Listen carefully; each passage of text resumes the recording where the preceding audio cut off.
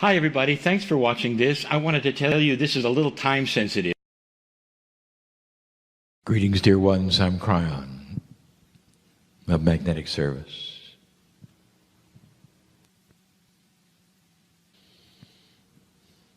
The messages at the end of a conference series are almost always different. They're not ones that are going to project a lot of new information or new concepts. It's reflective.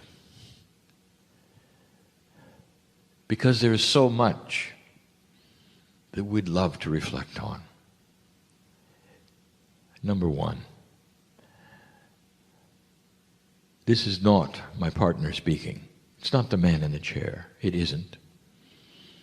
These are messages coming directly from the other side of what you've called the veil. Everything that you have as a human being, it's all you have to project into the unknown, meaning that you name things based upon who you are, what you've seen, and your reality. You have no names for that which you don't know and cannot conceive of. You call something the veil because there's hidden grandness. If I ask you where the veil was, what would you say? Is it beyond the atmosphere? Is it somewhere unknown? And the answer is it's right there inside you. I want to talk a little bit about that. Hidden grandness. You have a test before you. Always. Every time you come into this planet, you leave so much of you behind. And that is why you have a higher self. That is the part that is within you and also somewhere else, beyond the veil.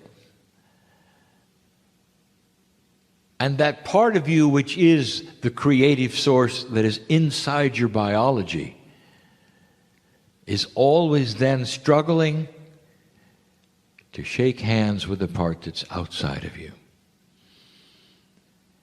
You have that duality which was given to you on purpose. The very creation story is duality. You have that given to you, which is almost like a switch of which one you will choose, and one gets connected to the higher self far, far faster than the other. But that's your free choice, as it should be. So that any one of you that decides to start connecting to that creative source and find the God inside, it's by choice. It's not because someone told you to. In fact, you probably already know this, but if somebody tells you to connect, that doesn't mean you're connected. If somebody then says you should do this, it doesn't mean that you're connected.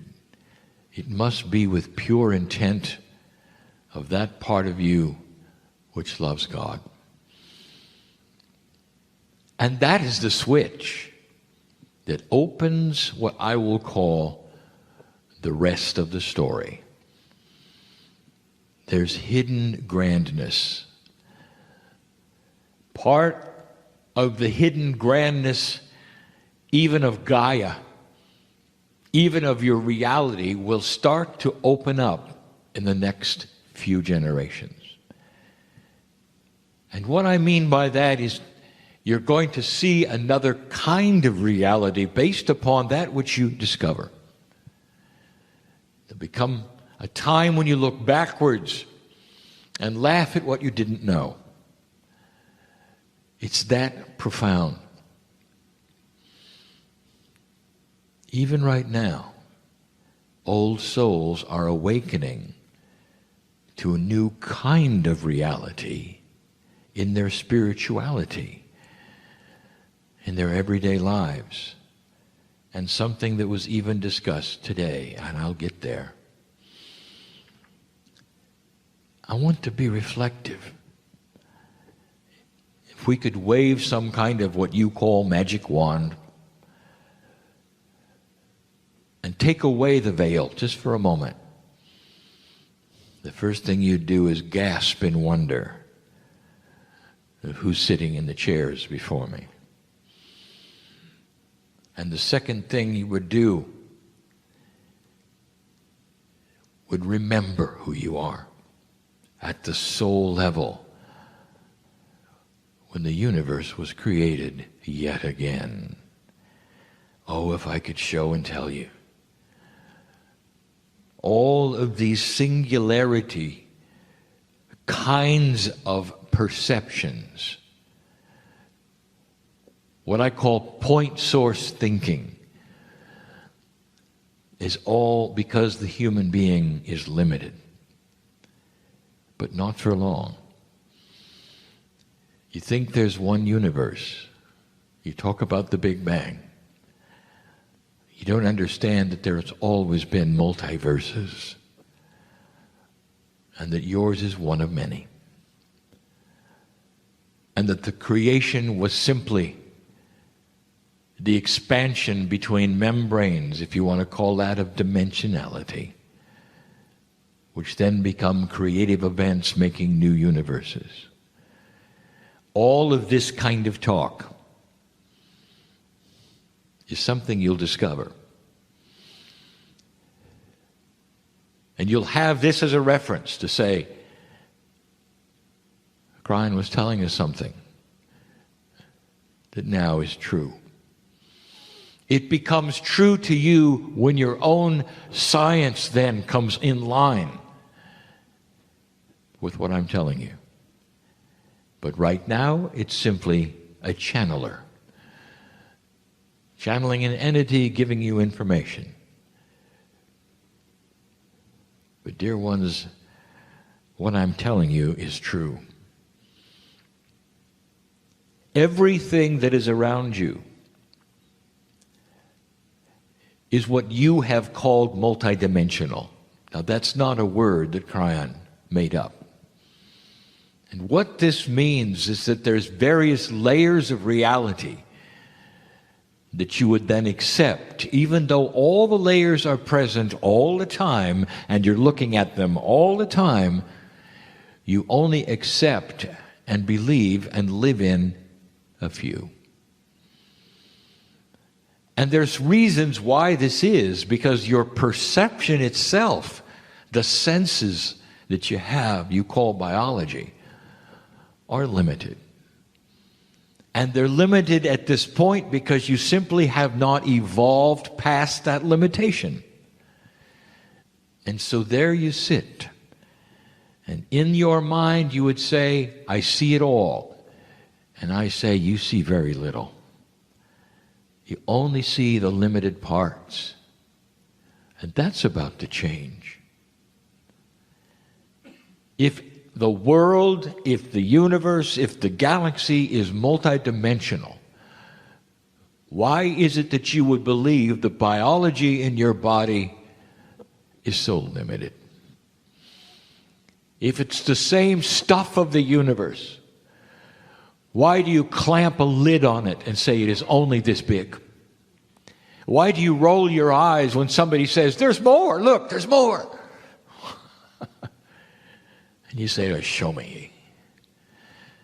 And it can't be shown if you only have limited perception. Again, in a black and white world, color is rejected. Because color is simply shades of black and white. And then when somebody sees color, you get worried that something's wrong. And the peers will beat you up until you say, okay, I never saw it. I go with you. Everything's black and white. And this is what's happening on the planet right now. We've said the words because of this parable, color is coming. And this is a puzzle to many. And what we say is the grandness of what really is there may show itself soon. And the grandness of what is there is a multidimensional reality for you. And what is going on right now that is so puzzling to many is this is starting to show itself in the consciousness of human beings. You talked about compassion today. There were elegant descriptions of what it is. Why is compassion different than empathy?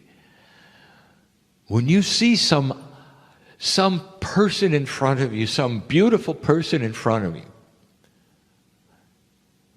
if they come at you and you know them and they're coming forward to you and you recognize somebody who loves you and you love them, you're going to have a reaction. Now, if you recognize them as an enemy, there's going to be another reaction. Let me ask you this. Could you have the same reaction to both? Compassion. And if you can say yes, I would like to tell you something. Welcome to a multi-dimensional emotion called quantum compassion. In other words, multi-dimensional compassion. That is different than the kind of compassion that you ever could define as a human being in the old energy. You have no words for this. None. The ones who understand this best are some of those who have lived it for thousands of years. The ones who had the original ideas of who God is, of what's going on the planet. The Hindus, the Buddhists, the original ones who understood the circle of life, what an ascended soul was, reincarnation, and the compassion of God. If you look at their teachings, compassion will guide you into an ascended status. They believe this. The soul graduates to a higher level, can't go backwards. That's what we teach. That's a postulate of reincarnation. The next time around, you're going to retain what you have and move forward. But what you're going to learn in this new energy isn't just that you get a little better, that you're opening up to a new way of relating to the higher self, a connection that is so different. It's almost like color in black and white's different. The light is turned on different. The connection to innate starts to be a lot more solidified. You understand being in love with yourself because yourself contains the creative source. Those who are the most compassionate teachers on the planet, the ones who would understand multidimensional compassion, will be the ones who will look at you and the first thing they will see is the Creator. If you're coming at them to insult them, they will see the Creator. That's what they'll see. And the advice they will give you is you're not going to learn anything until you learn yourself. And the advice they're going to give you is this: fall in love with that which is in you, which is God, and the rest shall be given to you. Because you just opened the door to the mightiest part of you that you've ever seen. The mightiest part. Can you even grasp this? A multidimensional compassion that starts with the old souls of this planet in this new energy will lead to more compassion. There's an old word in old scripture, and the word in English is begats. One thing begats another. In other words, it creates it. It creates it. Did you know that multidimensional compassion will then create more compassion? That's the difference between just being compassionate and having this new kind of compassion. Multidimensional compassion will grow new compassion. It's almost like it's catchy. And other human beings will see it as attractive and will begin to practice it. What would a world be like when you look at some other human being and you see God inside first? You already are doing this, and you're going to laugh at this because it's part of your training. It's the way you would look at animals. The first thing you would see in an animal, even as a human being, even the old energy, is you see the Creator inside. You see Gaia inside. You see the beauty inside. It's okay with an animal. You turn it on a human being, now you're judging. You're already doing it with animals. Every tree hugger knows what I'm talking about when you walk into the forest and you see God inside. You expect it because there's no attitude, because there's a reception from the animals, from that which is nature, that says, welcome, come on in, we love you. And you've been practicing this for years, but then you meet a human and everything changes. You throw up your guard, don't you? And that is what is going to be different. That is what we are talking about. You want to know what evolution is? It's the human being who sees God inside everything. Because it is. You can't shut off the creative source when you look at one thing and then accept it in another. You can't say, well, God created this, isn't it beautiful? But you, I don't know. And that's what you do. And that's just habit. That's going to change. It disarms the enemy, doesn't it? And when I say the enemy, I mean darkness. I mean negativity. I mean drama. It disarms drama when you come at it with love. Totally disarms it. Somebody is ready to come at you with an argument or call you names or something else, and suddenly the countenance that they receive is a compassionate one who loves them no matter what, and they just don't know what to say. It just falls on the ground. They don't know what to say. That's the catchiness of it. And then at some level, the disarming of that, then they start saying, I want whatever it is, I want it. I don't know what you've done, but I want it. That's catchy. Compassion begats compassion. This is what ascension status is all about. You've heard this word. It means you ascend your vibration. It goes up. You ascend it and start thinking more and more like an angel would think, perhaps. A master would think, perhaps. Or a shaman. And that's going to be really ordinary. It's coming to this. But for now, we just described the first step. Can you be compassionate for that which is inside you, which is the creative source, and clean up your own act first? Can you love yourself to that degree and say, I'm worthy to be on the planet? I'm actually here on purpose, you can say. It's not a mistake. I've got a soul that is here, and it's allied with Gaia. It's got a friend in nature. The animals know me. The flowers know me. I'm here for a reason. I'm part of everything. Congratulations to myself. Can you say that? You fall in love with the idea that you belong here. And then you start to settle down and relax. And everything else becomes something that you can deal with. And dear ones, that is the way of things.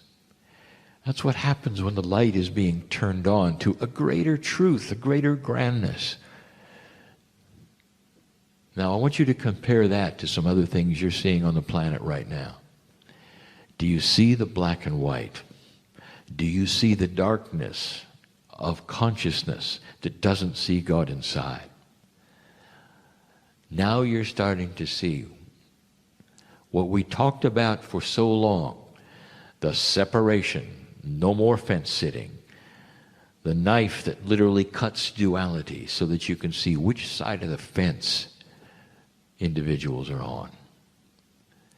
Light is winning and will continue to increase on this planet. But if you want to be a catalyst to make this go faster, you'll fall in love with this yourself. Questions from human beings constantly to Spirit. When is it going to happen? I'm tired of waiting. Please make it change. All of those questions completely show the ignorance with the old energy to the new. You don't really even know what questions to ask. Don't you understand? You're the catalyst. You turn to God and say, please change things. And we go and we say to you, whenever you do, we're fine. Not understanding you are the catalyst. Old soul, you sit here. You're the catalyst. Old soul, you want things to change faster. I am sitting here as Kryon saying, I want it too. How about we do it? And that is with you doing it. You make the change. You make the decisions. Because the ball is in your court, old soul. You are getting closer and closer to the veil, where all the action is, where you turn on the light, and you know who you are. It's a message of revelation and grandness. Can you see this? Can you see the grandness of it all? Not the little problems that you came in with. I say they're little. They're little because I know your grandness. I'm not belittling them. I'm wanting to enhance you with truth. You are a multidimensional being. And it's about time you saw it, claimed it, and left here differently than you came. That's the message of today. It's the end of a series, and you leave. This particular group will never be together again like this, ever. It's unique. The personalities, the souls, the Akash, it's absolutely unique. So take a moment and think about this. In this uniqueness, I present something else. You're just as unique as this group. But you all have something in common. You come from the same place, the love of creation. And that's the seed of the evolution of the planet, the love of creation. Go from this place understanding how big you are. Mm-hmm. And so it is.